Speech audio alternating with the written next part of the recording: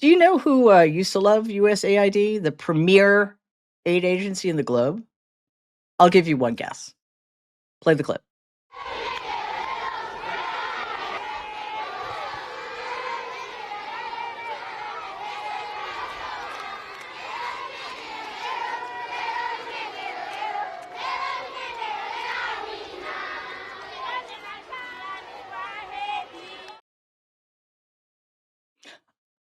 I know it's not the most important thing, but Melania, that is a football.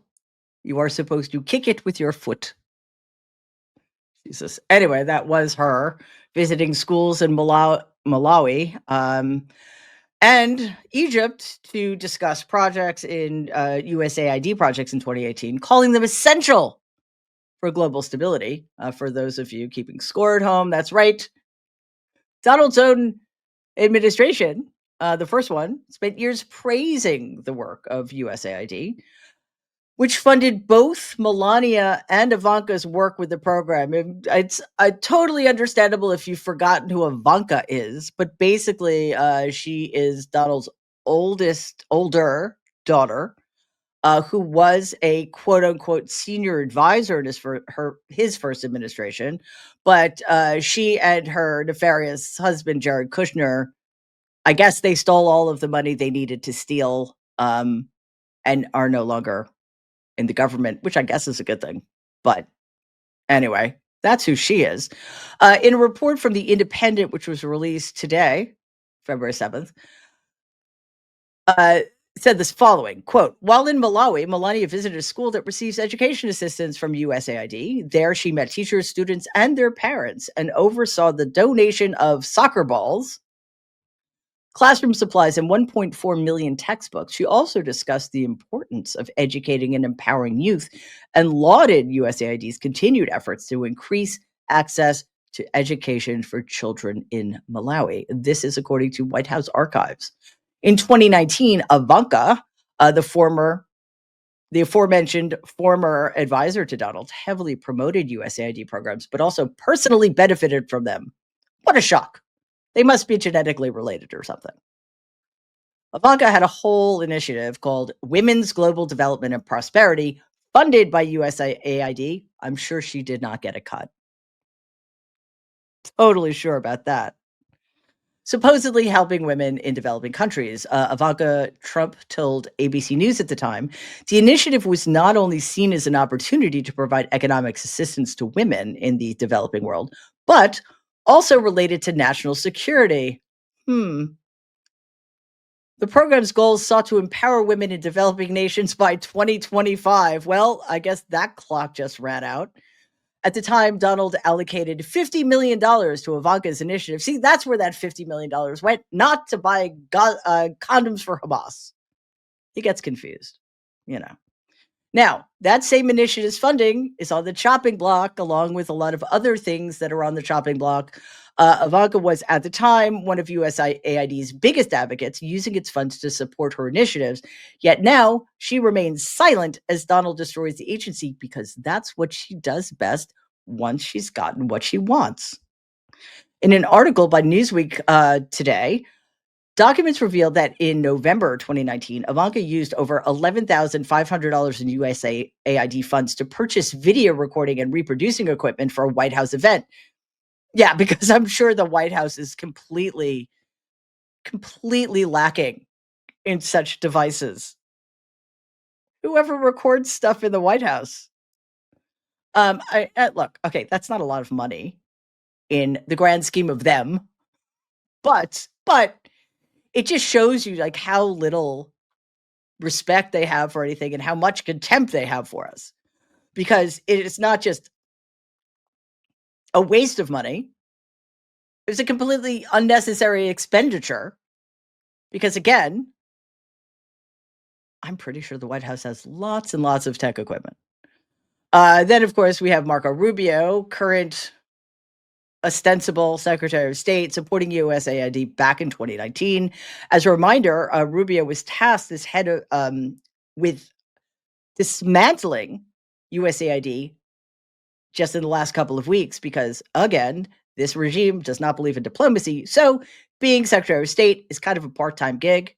And he has time on his hands to start destroying other things outside of the State Department. So USAID has been placed under his control at the State Department, which I'm sure is going to go swimmingly. Take a look at this clip. We don't have to give foreign aid. We do so because it furthers our national interest. That's why we give foreign aid. A lot of times people say, well, cut foreign aid. Foreign aid is less than 1% of our budget. But foreign aid can make a difference when properly used. It will not be easy to radicalize people who are alive, because the American taxpayers saved their lives and the lives of their children. As a Republican, I believe that soft power, for lack of a better term, is the key to winning the war as much as hard power. And Mark, we're going to give you more money. I appreciate efficiency, but it's ridiculous to cut these accounts this much given the threats we face. Well, broken clock, etc. But one thing I find fascinating about the statements from those two horrible men is that one thing they don't say explicitly is that we should do it because it's the right thing to do. So it shouldn't surprise us that they are so easily swayed into doing the wrong thing. Because now, as of February 2025, Donald went on one of his unhinged rants and called USAID a, quote, tremendous fraud, which both Marco Rubio and Lindsey Graham wholeheartedly concur with. So why is he saying this? Why is Donald saying this? Because, again, he doesn't know anything. So clearly somebody's telling him to say this because he wants to gut it for political reasons, for his benefit or to somebody else's ends. And when Donald suddenly hates something, aforementioned loyalists like Graham and Rubio fall right in line, pretending that they never supported it in the first place. Before we dive in further, please take a second to like and share this video, and do not forget to subscribe to the channel if you haven't already, and hit the bell right after that, so that way you will be alerted every time new videos drop. Of course, Donald can't just shut down a crucial agency, or can he? I think the jury is still out on that one. But he has to lie about it first. He has to lie about it first, I guess, to soften the ground, but he also has to lie about it first because that is what he does. On Thursday, February 6th, Donald falsely claimed that billions of dollars were stolen from USAID and used to fund positive media coverage for Democrats, providing no evidence for the accusation because it is patently absurd, and anybody who believes it is obviously somebody who voted for Donald. His statement follows the effective shutdown of USAID by his administration, which has sparked global criticism over the move. This claim was made on social media using his typical fake news media rhetoric to attack journalists and deflect scrutiny. Let's be very clear. There is zero proof of this, which means, let's put it the other way, it is a complete and utter lie that has absolutely no basis in reality. There's been no investigation. There are no whistleblowers. There are no documents. Just him shaking his fist like the old man he is at the clouds, ranting, hoping people believe him. No, you know what? I'm going to rethink that. Hoping people believe. He knows people are going to believe him because he's speaking to a very specific audience. And by the way, he's really only talking to himself. It appears to be working because, of course, it always does. His followers are now convinced that USAID was some Democratic PR machine. If only the Democrats had a PR machine, but it certainly was not USAID. And to say that, to suggest that, is just utterly despicable. And we'll get to why that is later. First, Donald's claim were quickly debunked. Let's watch this clip. So what he's talking about there is some funds that get used by the federal government, different federal agencies, to pay for Politico Pro. Now, Politico Pro is used in public sector and private sector. And what it is it's fact-based reporting, real-time intelligence. Think of it like a tracking tool. It's almost like a research tool that a lot of people in federal government use because it provides minute-by-minute updates of really granular things that are happening across government. So we know that USAID spent about $20,000 in the 2023 fiscal year for Politico Pro. There was also a figure that we can confirm that about $8 million of federal funding is spent in Politico products. That's across the federal government. That's all aspects of it. And I should point out, members of Congress also use Politico Pro. They use it to keep updates of what's going on, even on Congress. As we know, there's a lot happening there all the time, and not every office can keep up with it. I do want to read a statement from Politico Pro where they said that Politico has never been, quote, a beneficiary of government programs or subsidies, not 1 cent ever in 18 years. Oh, wow. Members of Congress trying to stay abreast of the news, the horrors.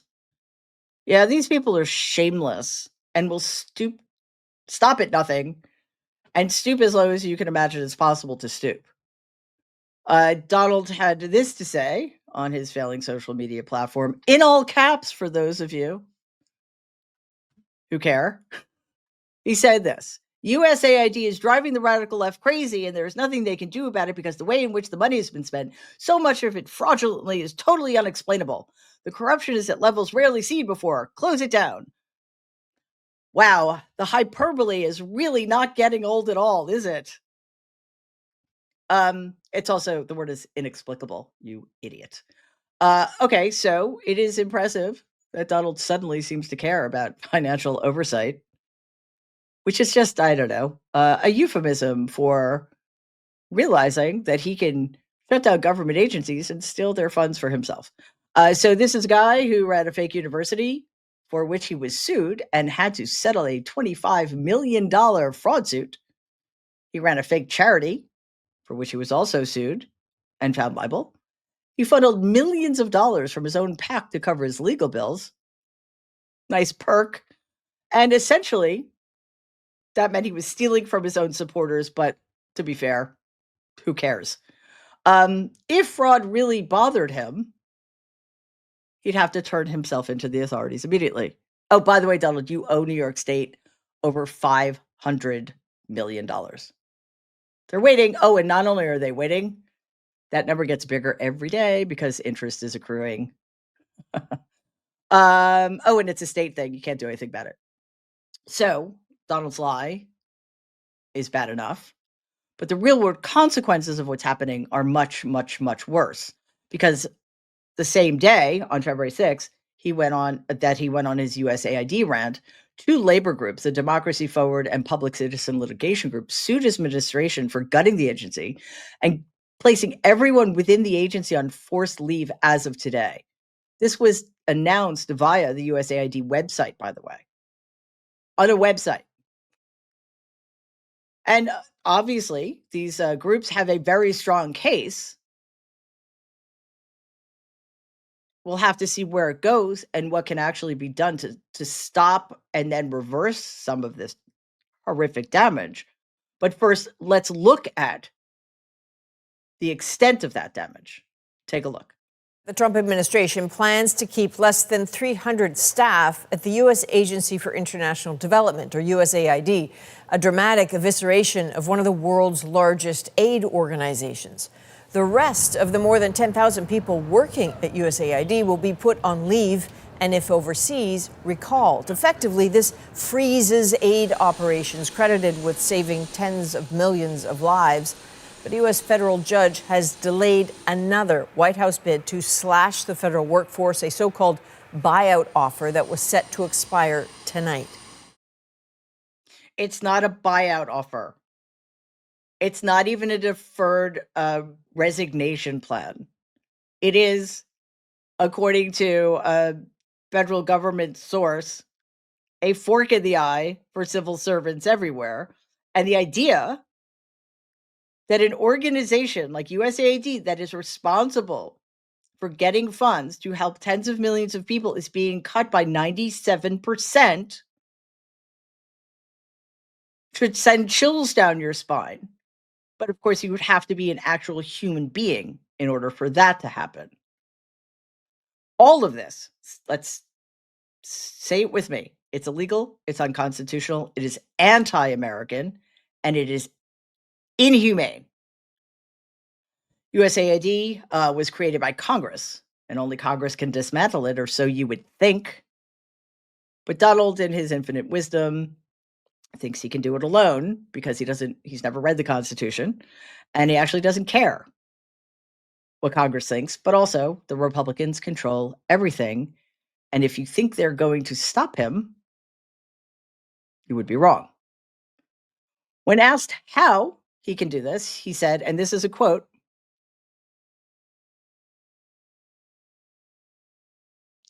I don't know what that means. I'm sorry. When asked about his unilateral actions, Donald said, and I quote, "I don't think so. If not, when it comes to fraud, if there's fraud, these people are lunatics. And if it comes to fraud, you wouldn't have an act of Congress." Unquote. If you know what that means, you are a better person than I, because it doesn't mean anything, does it? If I'm wrong, please let me know.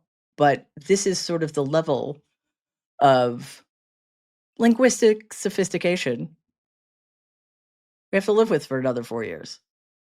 That, of course, is really not the worst of anything, because there's more damage being done.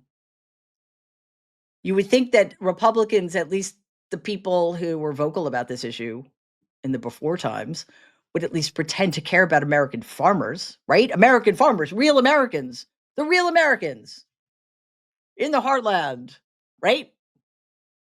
Not the people in the cities, not the people in the coast. We don't count. But no, they don't give a shit about them either. And they're getting screwed by the total decimation of USAID. Because USAID is not just about foreign aid. Take a look at this clip. The Kansas Farmers Union warns that disruptions to this program could eliminate an entire market for Kansas farmers. The initiative sends excess crops like wheat and sorghum to food insecure regions worldwide.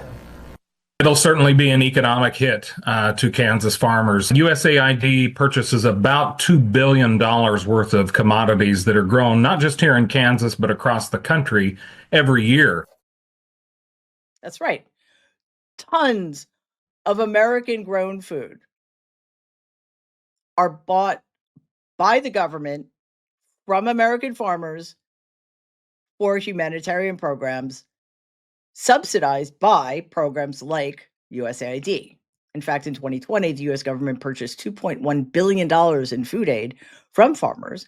But thanks to Donald's foreign aid freeze, $340 million worth of American food is now stranded in U.S. ports. We're talking about wheat, rice, soybeans, all stuck in storage while farmers lose business. And a large percentage of that food, no doubt, is going to rot or become infested or become otherwise unusable as foodstuff. Some Republicans are panicking. I would like to think at this point all of them are, but again, they're Republicans. Secretary of State Rubio rushed to issue an exemption for life-saving aid, but guess what? The shipments are still frozen. And so much of how do you make that distinction? And who's deciding what that means anyway? Life-saving aid. What do they care? In the middle of all this, of course, who does Donald put in charge of making government more efficient? Elon Musk, sociopath and soon to be mass murderer if all of his policies are implemented, who immediately called USAID a criminal organization because, it was largely responsible for dismantling apartheid in South Africa. And we can't have that now, can we? Of course, Musk is calling to have the foreign aid cut altogether, and which is coming from a guy who said in September 2024 at a campaign press conference on protecting American farmers from the threat of communist China, the following. When the negotiation was going on, and it was a nasty negotiation, and I said to the farmers, just stick with me because we're going to do it. They're great negotiators. Yeah, well, farmers are losing money and very likely livelihoods and potentially their farms. Foreign aid is collapsing, and Donald's only solution is to rant about fraud and put Elon Musk, who is probably the second most prolific and accomplished fraudster in human history, in charge. So where does this leave us? We have an administration that backpedaled their original support of USAID, because remember, this is not happening in a vacuum. There was a first Trump administration. So much of what they're undoing now, they supported, or they perpetuated, or they implemented even. They're lying about fraud. They're illegally gutting agencies all over the place, but in this case, specifically USAID, because it has what? The audacity to want to help people who are struggling outside of the United States of America. They're destroying humanitarian programs. They're screwing over farmers. And again, putting Elon Musk in charge of efficiency. As always, it's, the people on the ground, the workers, the farmers, global health experts who are suffering. Meanwhile, Donald and his cronies are busy yelling about fake scandals, making sure no one talks about the actual harm they're doing. This is infuriating. And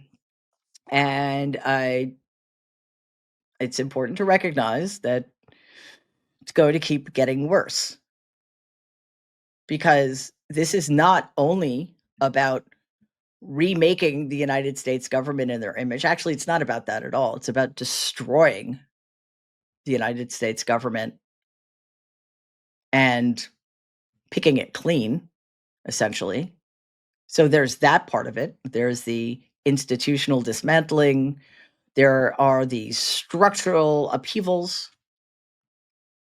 There is the gutting of the American workforce and the civil service, which is going to have a serious, deleterious effect on actual human beings in this country, including farmers and anybody associated with the agricultural industry.